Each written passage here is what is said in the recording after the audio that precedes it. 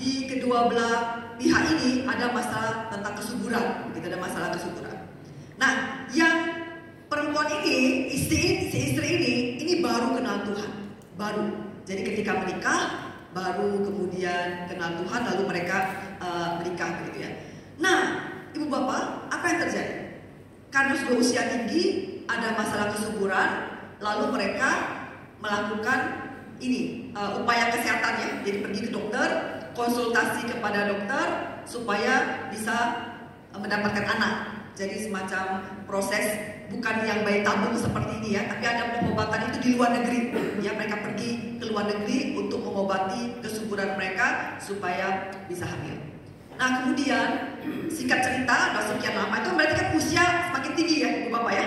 Berarti kan semakin ini ada masalah kesuburan, usia semakin tinggi, itu kan berarti semakin banyak pergumulan mereka.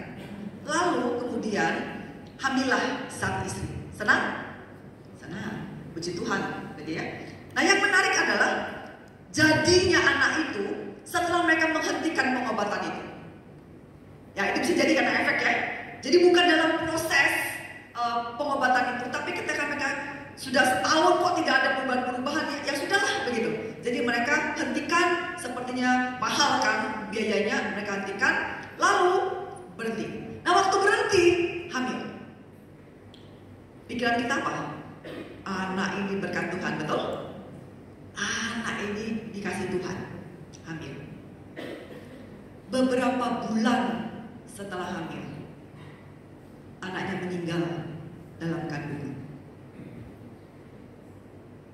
Ibu bapak, yang kita tadi berpikir anak ini berkat Tuhan, bagaimana? Ini baru percaya Tuhan. Bagaimana? Marah kepada Tuhan?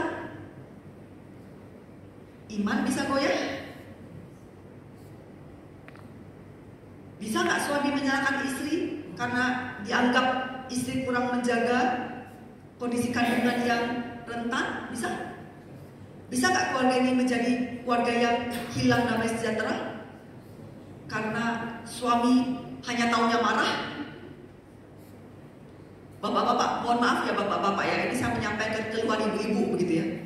Kadang-kadang suami itu hanya taunya marah, betul ibu-ibu ya? Waduh, langsung betul. Bapak-bapak, mohon maaf ya, saya ini kadang-kadang dicurhati ibu-ibu, kadang-kadang dia dicurhati bapak-bapak. Jadi kalau saya di ibu-ibu saya cerita curhatnya bapak-bapak. Kalau di ibu-ibu saya cerita, apa di bapak-bapak saya cerita curhatnya ibu-ibu ya, supaya nyambung. Kadang-kadang suami istri itu blok. Ya nggak bisa ngomong ya, nggak bisa komunikasi, butuh pihak ketiga untuk menceritakan itu, ya kan? Nah, jadi suami bisa marah-marah kan? Istri yang sudah kehilangan anak, yang sudah merasa sangat sedih, tambah dimarah suami, yang harusnya sedang membutuhkan support mental dari suami, bisa nggak istri tambah putus asa? Bisa nggak istri tambah semakin merasa, waduh, kalau begitu percuma ikut Kristen? Bisa? Sangat bisa, ibu bapak, sangat bisa. Sangat bisa. Apalagi pihak keluarga perempuan yang bukan Kristen lalu ngomong begini, yaitu kamu salah dengan ini ya, dengan dewi mereka, makanya itu hukuman dari dewi mereka. Kebayang ibu bapak, semakin kacau, semakin down, betul? Semakin down. Maka ketika hari sore ini saya menerima kabar, besok paginya, pagi-pagi harus dikuret deh, dikeluarkan anaknya. Lalu saya tunggu dari pagi sampai proses dari awal sampai ini, saya tunggu. Nah, ketika siang saya bersama suami udah bilang begini, udahlah, kayaknya tidak mungkin lagi kami ini punya anak. Nanti kami akan adopsi anak saja. Karena usia sudah semakin tinggi kan? Kami akan adopsi anak saja karena kondisi tidak memungkinkan lagi. Terus tak lama kami dipanggil suster. Suster bilang begini, tolong ditenangkan. Ibu ini tolong ditenangkan. Ibu bapak, dalam pikiran saya, nah ini ya, waktu masa sudah hampir habis, apa itu namanya, anestesinya ya? Ya betul ya, anestesinya ya. Nah itu kan ciuman ya, baru mau ciuman tuh, itu apa yang ada di mulut Maori bisa keluar loh Ibu Bapak. Betul ya? Saya beberapa kali menemukan itu. Hati-hati. Apa yang dipikir. Makanya kenapa pikiran kita harus bersih, beres gitu ya. Nanti pada waktu kita mau setengah-setengah sadar itu keluar semua isi hati begitu. Nah ceritanya ini kemudian datang. Saya sudah berpikir, wah, teman yang baru percaya Tuhan ini pasti munculnya adalah marah-marah sampai kemudian perlu susternya memanggil kami untuk menenangkan. Pasti ini teman ini sedang mengeluhkan. Aduh, anak saya mana, gitu kan? Pasti dia muncul. Lalu kami datang berdua, mendengarkan dia cerita. Suaminya sampai mengatakan, udah, gak apa-apa. Ibu Bapak mau tahu apa yang kalimat ini disampaikan? Kalimatnya begini, saya tidak pernah lupa ya, karena bagi saya itu wow, luar biasa. Dia bilang begini, Tuhan baik, Tuhan tolong saya. Tuhan baik, Tuhan tolong saya.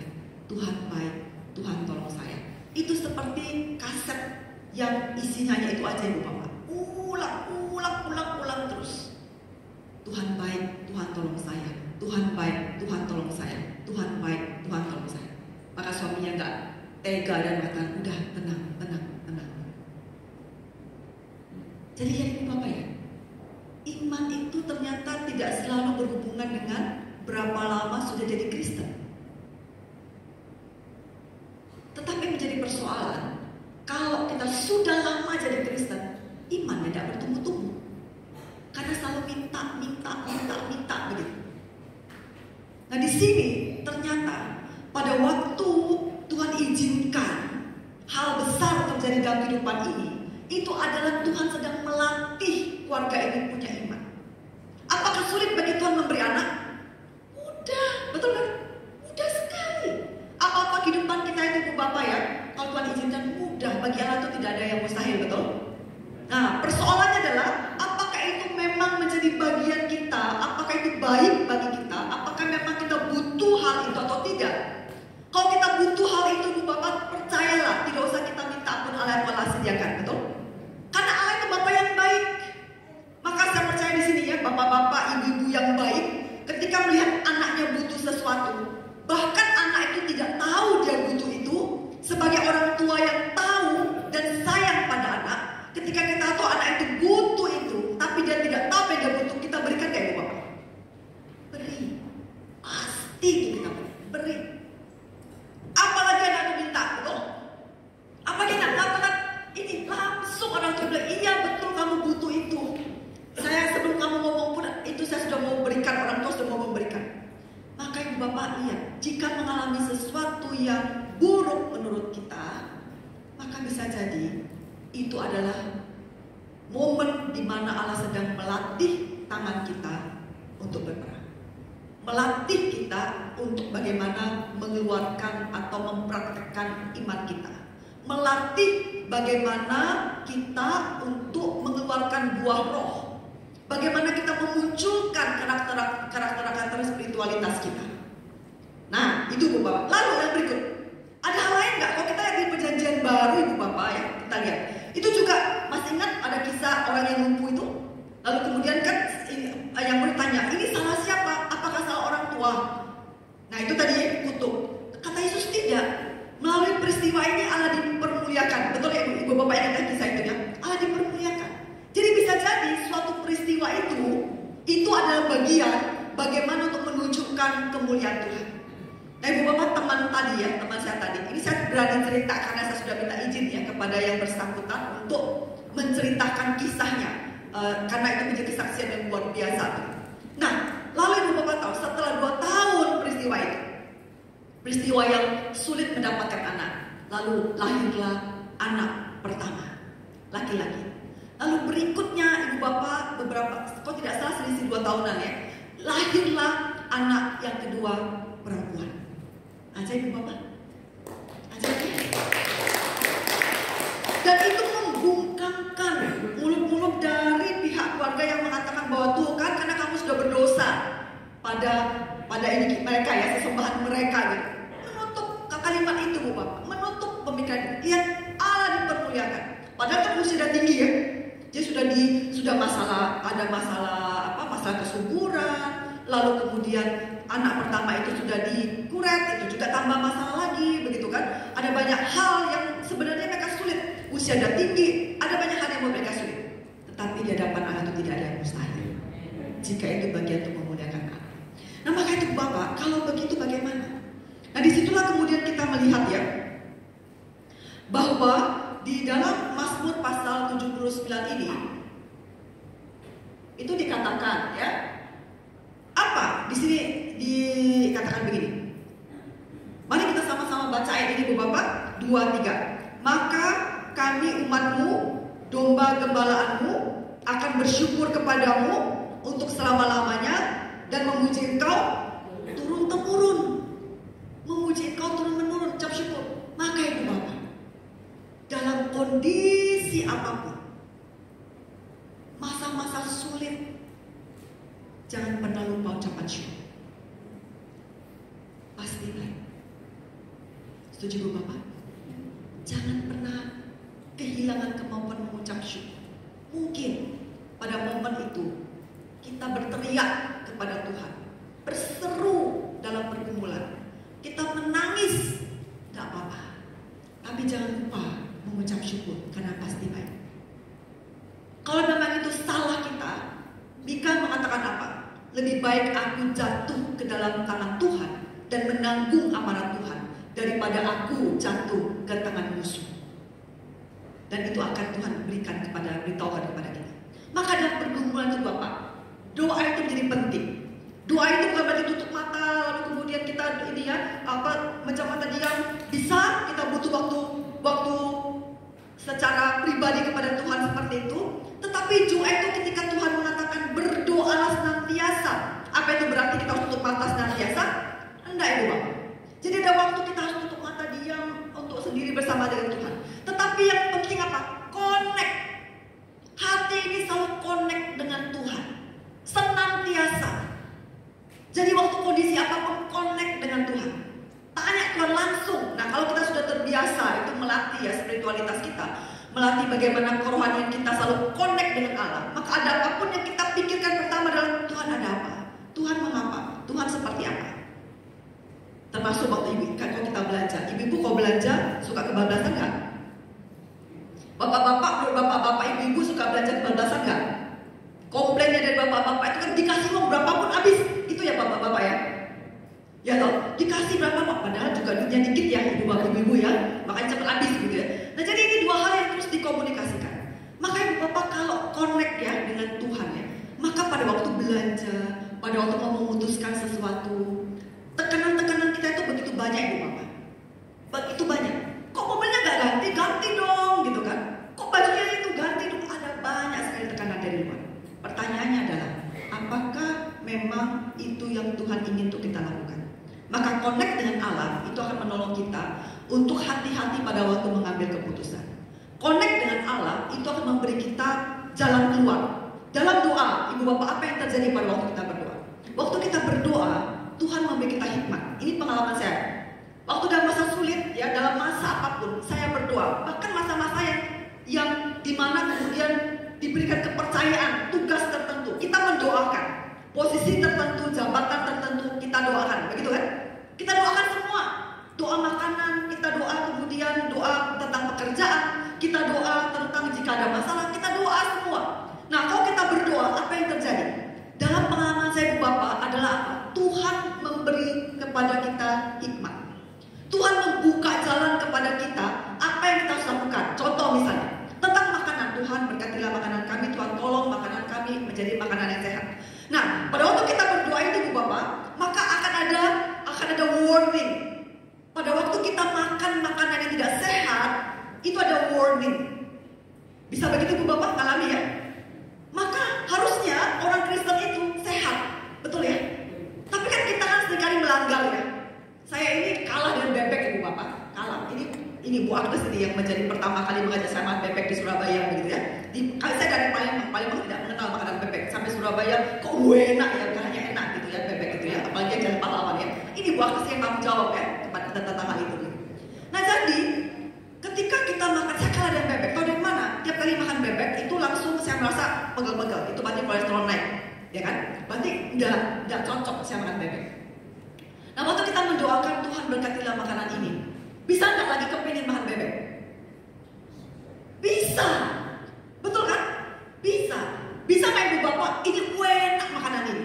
Waktu kita berdoa Tuhan berkatilah makanan ini, bisa nggak? Mumpung ini enak sekali.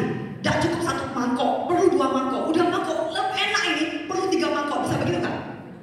Kita jadi over makanannya, betul? Bisa begitu? Apalagi kalau itu makanannya mahal di hotel, yang kita sendiri kalau sehari sulit untuk memakannya, betul? Kita kan nggak apa-apa, excuse ya. Itu yang terjadi ibu bapak. Maka inilah pada waktu kita connect dengan Tuhan, itu ada yang akan mengerem kita. Tuhan itu akan menolong kita, memberitahu kepada kita mana boleh, mana tidak. Maka saya ngomong sama saya soal bebek ini ya, perbebekan ini ibu bapak ya, kembali ke perbebekan itu. Maka saya membatasi. Kalau udah sekali ataupun cari betul-betul yang betul-betul tanpa lemak begitu ya dan sebagainya gitu ya. Jadi tidak sembarangan lagi. Enak langsung beli, tidak begitu sekarang. Karena ada warning. Nah, waktu kita bisa doa tentang pekerjaan, bisa nggak waktu kita berdoa tentang pekerjaan itu kemudian ada hikmat yang Tuhan beri mengerjakan A, B, C, D? Bisa? Bisa kan? Kita kerjakan nggak masalahnya? Mungkin waktu kita harus mengerjakan A, B, C, D itu, kita perlu lebih banyak usaha. Kita perlu lebih rajin. Kita perlu lebih fokus. Kita perlu lebih menyediakan waktu yang lebih banyak untuk mencapai itu. Nah, kembali bergumulan kan? Apakah kita mau untuk lebih banyak meluangkan waktu, tenaga, bekerja, dan belum tentu gajinya naik, betul ya? Belum tentu gaji naik. Tetapi ketika waktu kita berdoa tentang pekerjaan, lalu Tuhan bilang kepada kita, kerjakan ini, kerjakan itu. Lalu sepertinya banyak sekali. Sepertinya kita itu kerja banyak, lalu kita mulai mikirkan itu. Loh, mau kerja banyak-banyak, gaji gak naik-naik kok. Bisa gitu? Bisa kan? Akibatnya kita kerja asal, bisa jadi. Maka itu yang bukan Tuhan inginkan. Maka ibu bapak, percayalah, berkat Tuhan, berkat itu dari Tuhan. Yang menjadi tanggung jawab kita adalah lakukan apa yang Tuhan suruh. Itu saja. Dan Tuhan akan mencukupkan segala kebutuhan kita, betul? Carilah dahulu kerajaan Allah dan kebenarannya ya. Maka Tuhan akan menyediakan, mencukupkan seluruh kebutuhan kita. Tetapi ada bagian-bagian yang memang Tuhan ingin untuk kita kerjakan, lakukan itu. Sehingga nama Tuhan dipermuliakan. Ibu bapak, jadi itu yang kita belajar hari ini ya. Maka kesimpulannya apa hari ini? Kehidupan kita ini ibu bapak tidak lepas dari banyak tekanan. Baik itu tekanan eksternal maupun tekanan dari dalam diri kita yang ada harga diri, yang ada ingin mencapai sesuatu. Nah, lalu yang berikut adalah respon kita pada waktu kita menghadapi tekanan-tekanan seperti itu ya. Baik itu tekanan verbal, kata-kata maupun bahkan sampai secara fisik itu terjadi. Maka respon kita bisa macam-macam.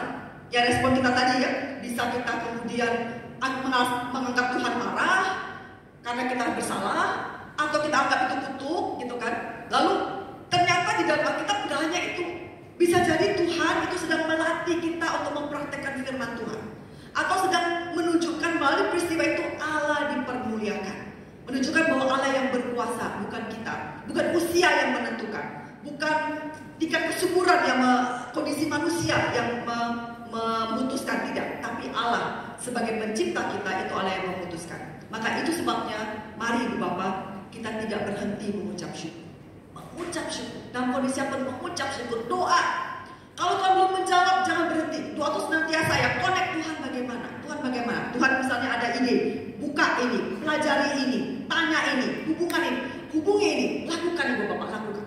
Jalan Tuhan itu tidak tiba-tiba lalu Allah tiba-tiba kita dapat talangan duit gitu, enggak begitu. Cara Allah itu banyak variasi, cara Allah itu beragam.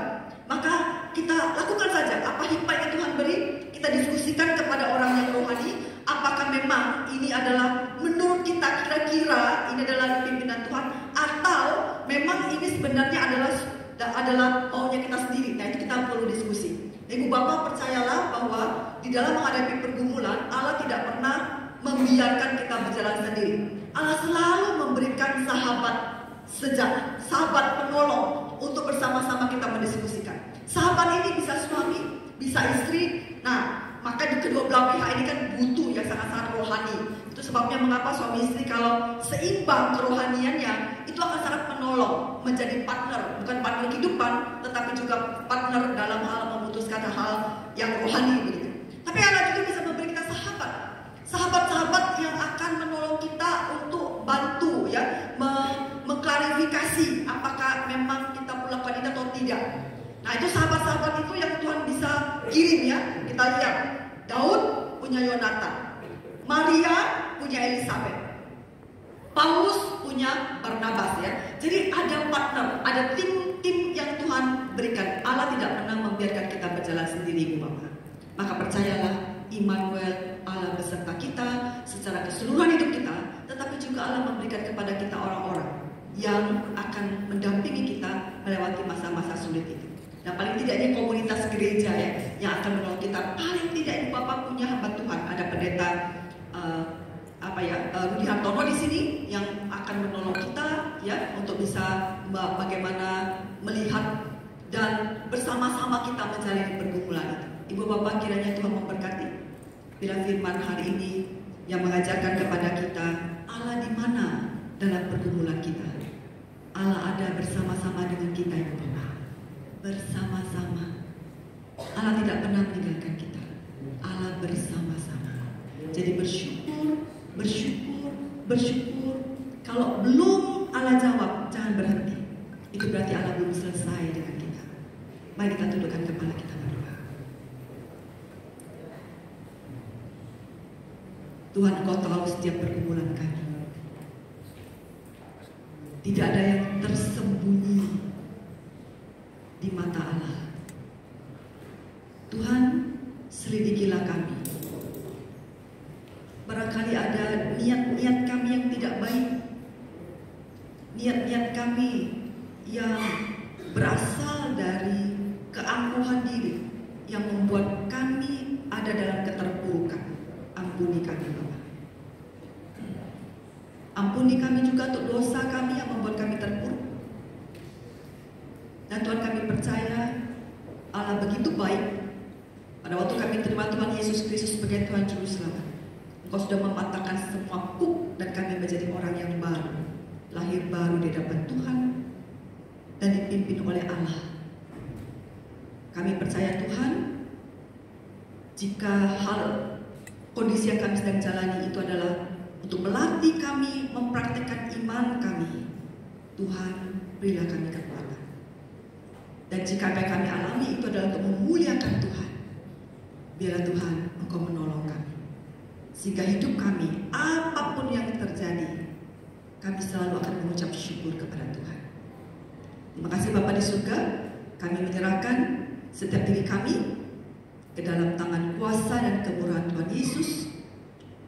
Sehingga pada waktu kami menerima, kami kemudian menyambut Engkau ketika Engkau datang kedua kali, atau kami menyelesaikan tugas kami di dunia kembali kepada Tuhan. Kami bisa dengan rasa syukur karena kami sudah melakukan apa yang menjadi bagian kami. Terima kasih Bapa di surga, demi nama Yesus Kristus kami serahkan kami semua dalam tangan kemurahan. Amin.